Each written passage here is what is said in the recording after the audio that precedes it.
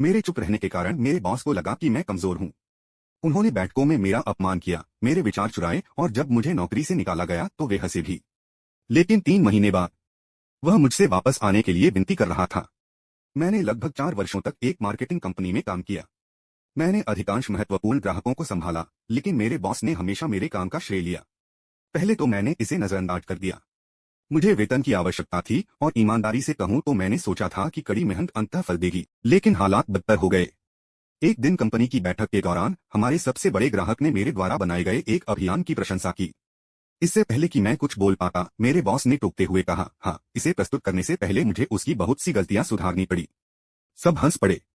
मुझे अपमानित महसूस हुआ। 1 सप्ताह बाद उन्होंने एक असफल परियोजना के लिए मुझे दोषी ठहराया, जिसे महामहिम ने स्वयं स्वीकृत किया था। और ऐसे ही मुझे निकाल दिया गया।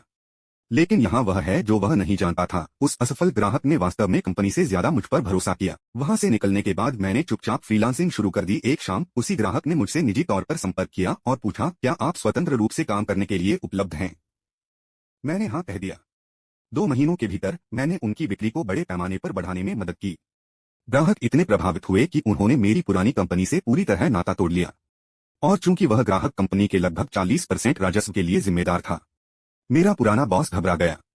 उसने मुझे कई दिनों तक लगातार फोन किया। फिर उन्होंने मुझे ऊंचे वेतन पर मेरी पुरानी नौकरी वापस देने की पेशकश की। मैंने उसे तुरंत अस्वीकार कर दिया। उनके अंतिम संदेश में कहा गया, आपने इस कंपनी को बर्बाद कर दिया।